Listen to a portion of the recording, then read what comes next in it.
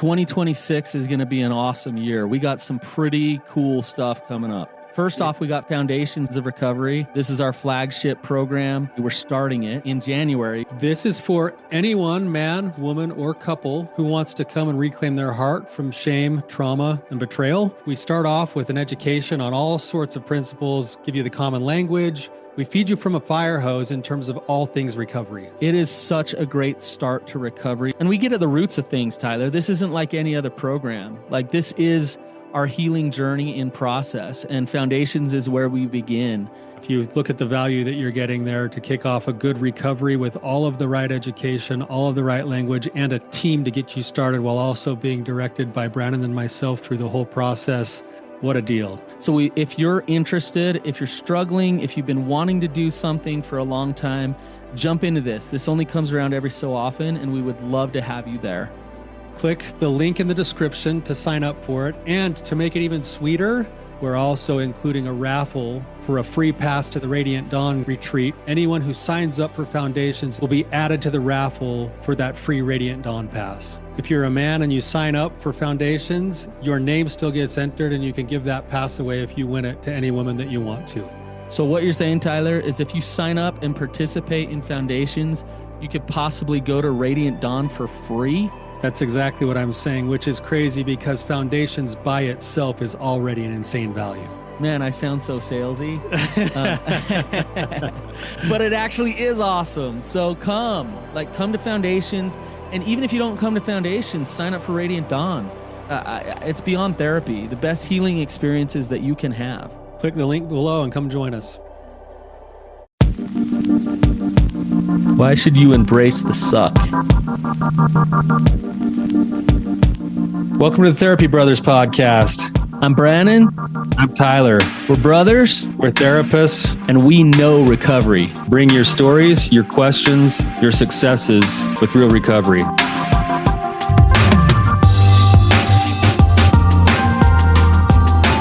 Hey, Tyler, you ready to have some hard conversations?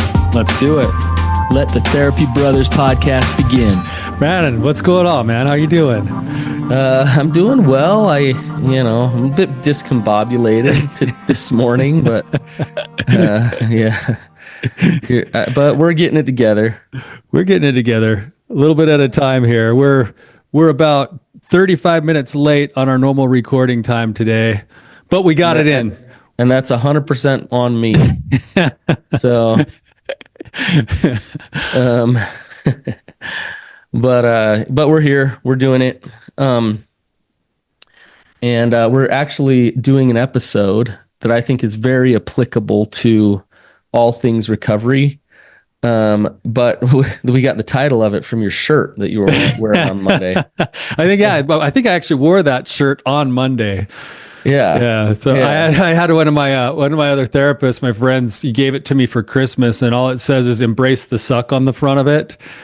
And I think he did that because he's been hunting with me a couple of times, and there've been a couple of times when we've been at the top of a mountain, still 6 miles away from the truck after spending, 8 or 10 miles hiking around, and going, "What are we gonna do with ourselves today? Like, this is gonna suck."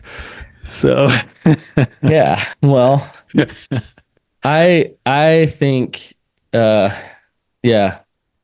I was texting someone just the other day, and I said, and I don't know if this makes any sense, but I said, I think there's proof that God exists some way. And the proof is this, is why is misery or discomfort good for you? Like, what would the point of that be? And I'm like, I think there's proof that God exists. Now, the reason it's proof is because, like, if you get too comfortable and you don't have crappy things going on in your life, then you suffer and bad things happen. So therefore, in your life, you actually have to choose to go step into the suck in order for you to be healthy. And I think God set that up that way so that we're in a continual state of growth. We're in a continual state of learning, because That's the nature of this life. And once we get too comfortable, we're not growing and learning anymore. There's consequences to that, and we're pushed back into the learning, whether we like it or not. Do you see what I'm saying, Tyler? Yeah. So you're saying that, so the fact that you suffer and struggle is, I'm kind of having a picture of like the yin yang come into my mind, where there's the peace and the joy and the love and the knowledge of who you are and the like bliss that comes with certain parts of life. And then on the other side of it, there's the pain, the struggle, the downtimes, the boredom, the suck.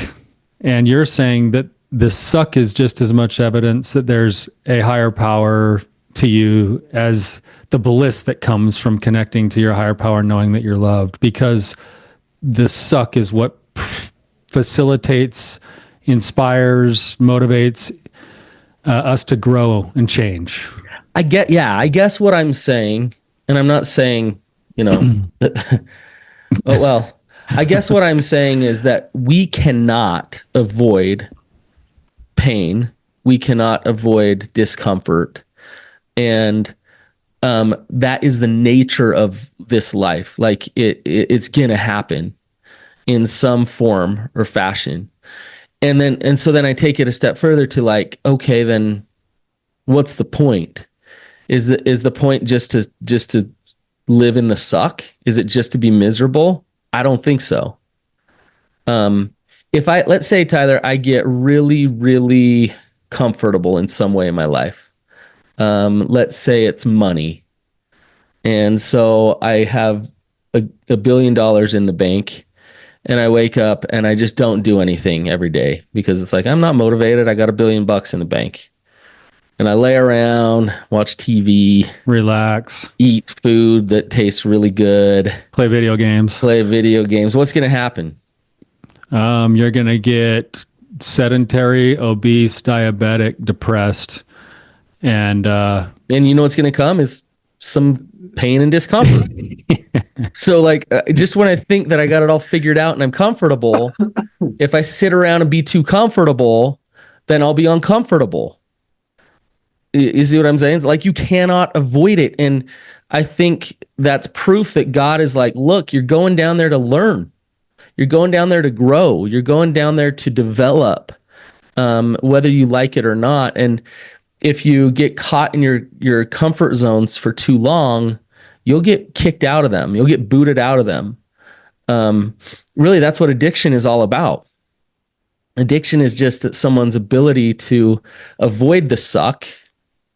It's an attempt to escape all of the suck of life. At the cost of what? Creating a bunch of hard stuff in their life. Yeah. But yeah, it does. It creates more hard stuff, but then they just keep running from it. And the more they run from it, the more they suffer. It reminds me of, all of us have heard this quote before. Mom used to quote it to us all the time when we were kids, that pain is mandatory, but misery is optional. Mm-hmm. And the misery comes when we refuse to accept the reality that life includes pain, and we try to run from it or hide from it or avoid it, which then in turn actually causes more suffering and misery than whatever the pain of life is that's in front of us anyway. Because we're going to have to deal with it anyway. And now the running from it is taking all of our resources and our energy and our time to try to not live in the reality of the world that we live in. And yeah, it's an interesting thing. And this is something that's, I think, hard for people to grasp, and it's hard for people to want to grasp when they come into, say, they're coming from a very painful place already. Like there's been some kind of a big breach of trust. There's been some massive trauma. There's been like years of addiction. And they come into, say, your office, and what they're looking for is hope. They're looking for like, hey, tell me there's a way out of this and that I don't have to suffer like this the rest of my life. And you can look at them, and here's where the dialectic comes in.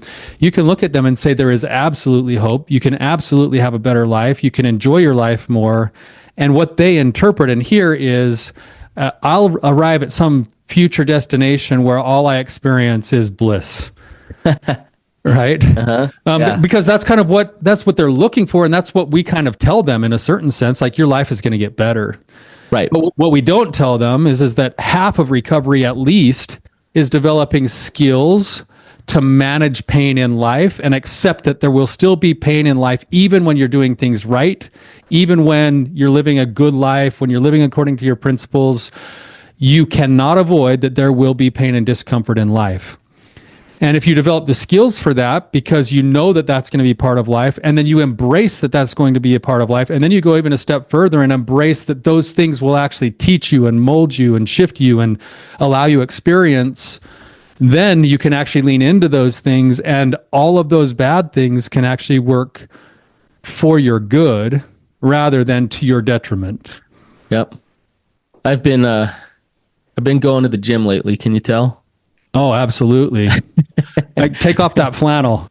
Um, the gym I go to, I think, is the world's most crowded gym. I mean, you probably ridiculous. go at like, I bet you go at like 6 a.m. too, like when everybody else who goes to the gym goes as well. Oh, it doesn't matter. That gym, it is chock full all the time. And people ask me, like, when I tell them I go there or whatever, they're like, ugh, yuck, yeah, and I'm like, no, I like going there. And I like going there because, to me, I don't like, other people don't trigger my shame or anything like that. And I get around people who are really good at embracing the suck, and it motivates me. So when I see that guy who's really fit and he's consistent every day showing up at the gym, that guy has learned how to embrace it. That guy feels pain every single time he works out, every time, just like anybody else. But just like you were saying, Tyler, he has learned how to step into it time and time again. And he's embraced that that's part of life, that going, working out, that's how you stay healthy. He's embraced that. And he does it over and over again. Now, there might be other parts of his life where he's avoiding, where it's too difficult, but when it comes to his physical fitness and his physical health, he's willing to feel that pain almost on a daily basis in order to be healthy. Yeah. My wife and I were going to the gym every day a while back, and every day when we would get there, I'd kind of follow my own routine. I was doing a certain kind of routine to try to help my strength and flexibility of my legs and my hips with my surgeries and stuff. I'd go start my routine, and then Rihanna would start her routine. And every single day there was a lady that would come in. She would get there just right before us. She'd jump on the treadmill and she'd start running. And then she would run for like way longer than me or Rihanna would work out. And she would keep amping her speed up. Jeez. And I would get long. I'm trying to do like a mile or two a day, and she's already gone for like 7 or 8 miles when I get on the treadmill next to her, whatever. And like, look over, she's going almost twice my speed, and she's just got this smile on her face, and you can tell it's hurting, like you can tell it's burning and hurting. She just has this big smile on her face. And I remember one day walking out with my wife, we get in the car and she's like, "Did you see that lady on the treadmill?" I'm like, "Yeah, she's there every day." She's like, "I know, she smiles the whole time. Like, what the heck is up with her? Like, this sucks. Like, why would she smile the whole time?" And both of us are like, "Yeah, why is she doing that?" And then after going a couple more times, I'm sitting there thinking, like, she embraces the suck. Like, she purposely sends herself to the gym to struggle every day, and she puts a smile on her face. And I'm guessing she has to do that because she knows what she's doing for herself. Right. And something that's interesting about this kind of principle is that we actually have some research that's starting to catch up to this principle. Mm-hmm. That if you look at things that are uncomfortable in your life, or whatever it is, if you wake up in the morning and you have a to-do list and there's one thing on that to-do list you really don't want to do, if you choose to do that one first, or if you wake up every morning and you choose to get into a vat of cold water, or you choose to go to the gym, or you choose to put your running shoes on and go out for a run, or you even just choosing to wake up early, choose to get out of bed right when your alarm clock goes off. When people see the uncomfortable thing in front of them and they choose it, it actually expands certain parts of the brain that allow you to build your pain tolerance. Mm-hmm. So in essence, what you're doing is the more you embrace the choice of something uncomfortable, the more you exercise the muscle, so to speak, that allows you to then live life in uncomfortable ways and not suffer. Hmm. And Yep. that's kind of fascinating that we're starting to see that even on a physiological cellular level, we are kind of wired for this. Hmm. The other thing that happens is that, if you've listened to Dr. Anna Lemke talk about dopamine and how it works, the brain is constantly trying to balance itself out. So if we spend all our time trying to push the lever of pleasure, the body is naturally going to start pushing the lever of pain. And that's why addiction works that way, because it makes you feel lower than when you were higher. But if you actually go and do it in reverse and you push the lever of pain in a healthy way, then the brain will naturally balance itself out and kick in with the dopamine that will actually give you drive, desire, other things. And so Yes. if you choose the discomfort, you're actually working against the addictive process because you're using the brain in the way it was designed to bring you back up when you go through struggle. Yep. Yep. And we're talking just to clarify here. There's a difference between I go and I sit in pain when I work out, so to speak, um, and I go intentionally cause myself harm and pain. Right. Embrace the suck is not sabotaging yourself. It's not hurting yourself. It's none of that stuff. That's not what we're talking about. What it is it's choosing hard stuff. It's Choosing the hard thing for the more effective outcome. yeah, the short term pain for the long term benefit.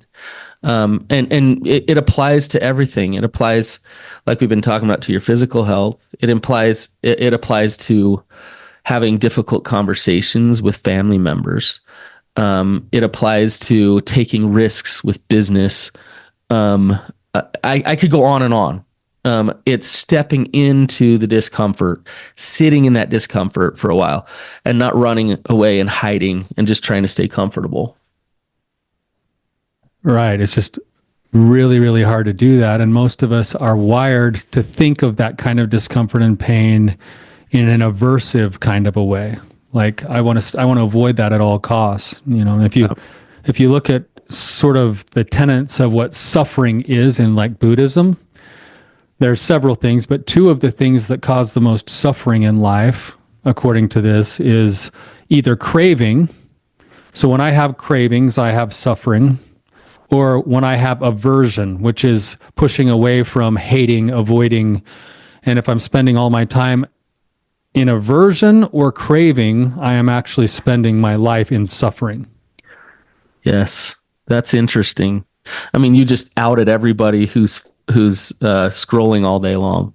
well, that's probably Well, probably they're got elements of both. while they're drinking their soda, Yeah, drinking. Yeah, it's like drinking their the one soda and episode we did a scrolling. long time ago that we had people mad at us for. There's like, why do men love porn, video games, and Mountain Dew? Like, what that is that's the pursuit of craving and aversion to whatever is in front of them in Yeah, it's life. both. It's It's both. both, Yeah, that's why it's so effective.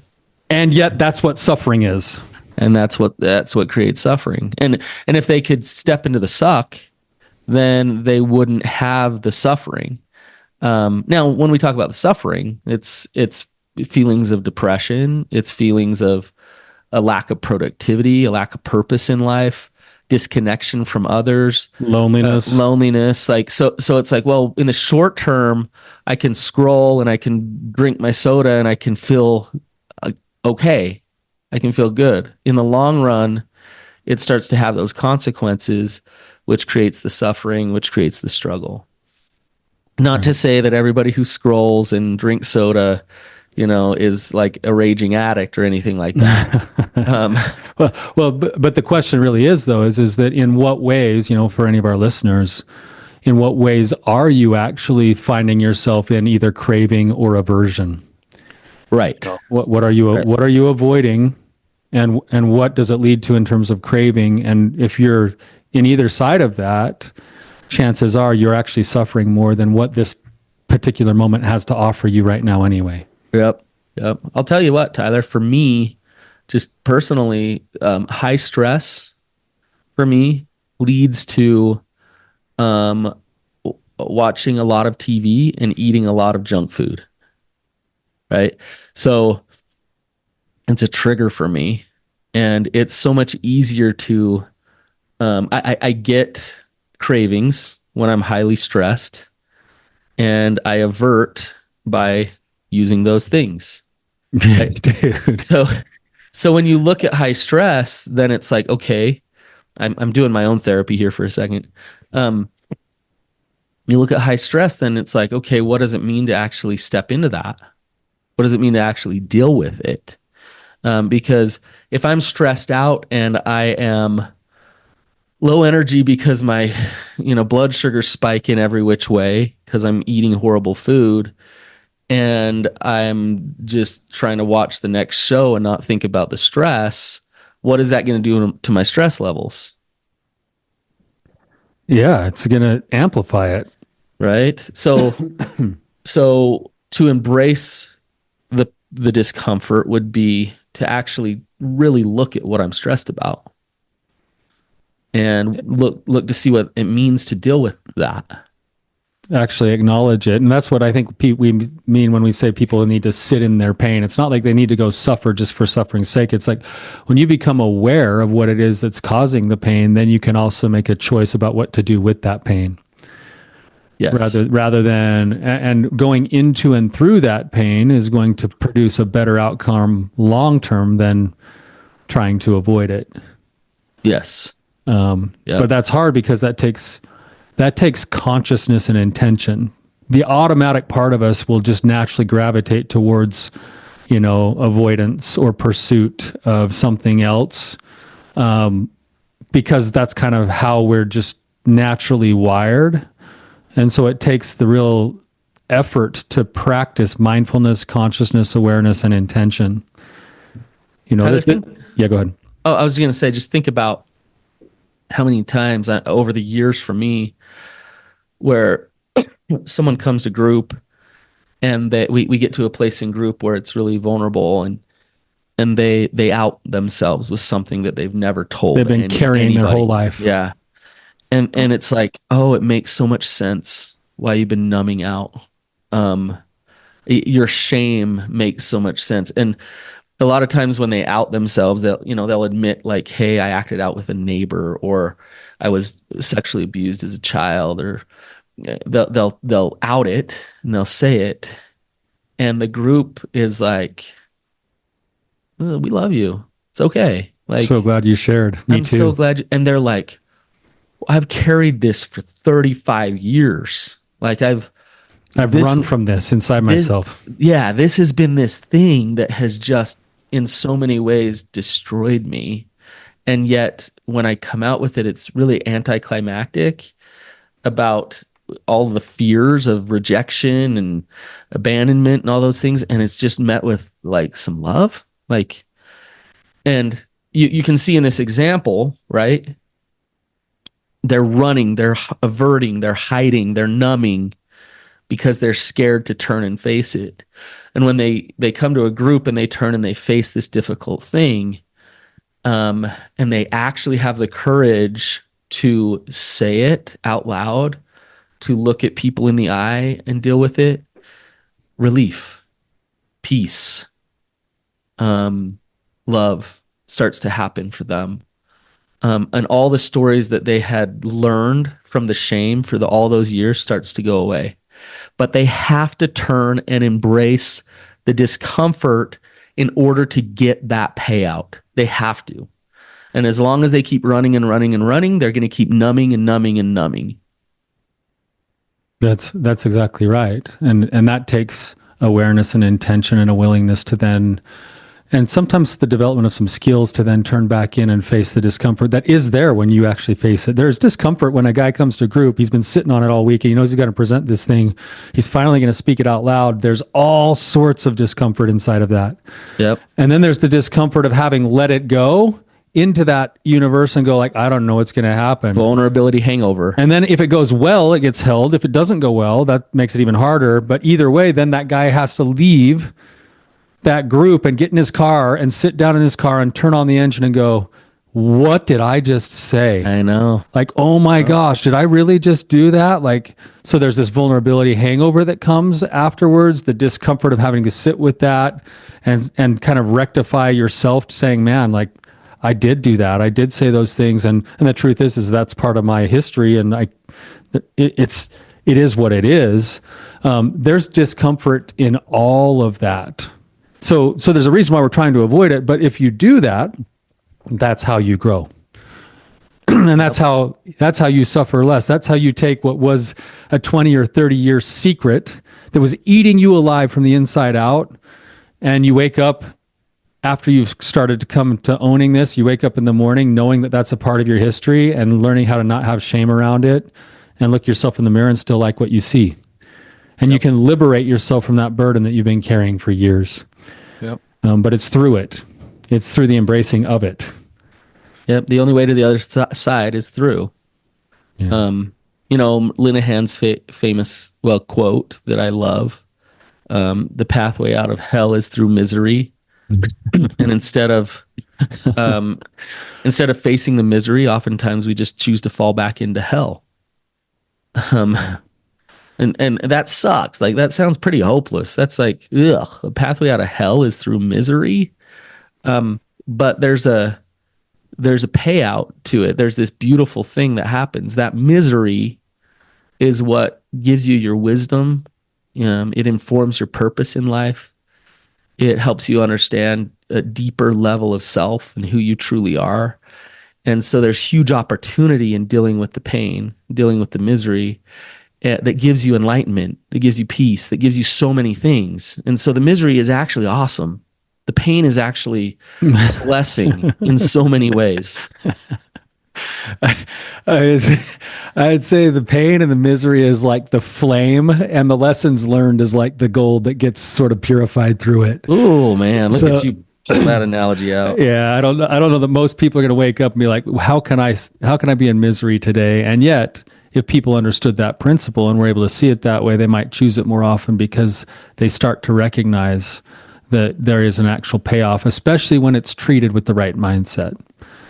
Right. So, right. Well, I think the thing you just said right there, Tyler, is awesome. Is when somebody can get to that point with that growth mindset of life, like I'm talking about growth mindset to the furthest degree, then you become so open to life's experiences, and you become so resilient to life. Really, you're not going to suffer because you literally are excited to see what comes next.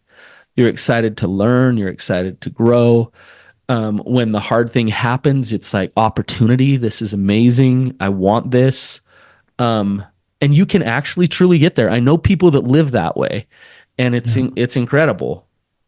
Yep. Yeah, it's hard. It's hard to find people that live that way consistently, but those that do are the ones that you sort of gravitate to. They're also the ones that have really amazing stories. They have amazing stories. They've created amazing things. They have amazing stories because they've been living in the ring. Yeah, they get in there and they actually create life experience that's fascinating to hear and learn from. Yeah, they're not afraid. Yeah. So, Tyler, it's kind of a miracle that we have gotten through this whole episode and haven't brought up cold plunging. I think I actually did say it at one point. I know people get sick of it because both of us talk about it all the time. All the time. So we're not going to flush that out here. I think they get it. They get it. They're already cringing, waiting for you to explain all the benefits again. I'm not going to do it, but just another way to embrace the suck. Way to slide that in there. Yeah. So, Brannon, why don't you tell them? I know that you just barely started, and I know you're only leaving it open for a couple more weeks. Tell them about the men's group that you just started. Yeah, it is open for 3 more weeks. It's the healing journey. So all of the content that Tyler and I have put together, the journey is on. So I only open a group up about once a year.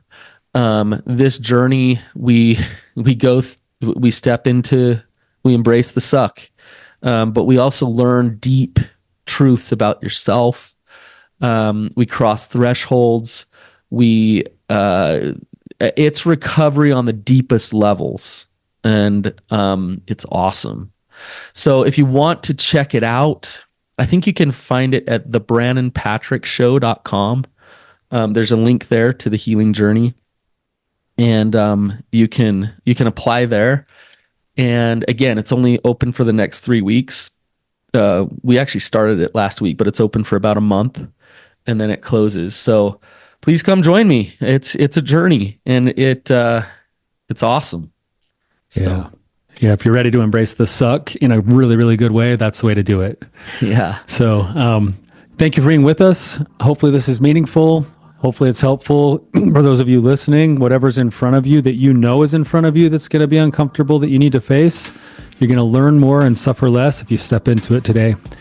And until next time, you guys, keep on keeping on.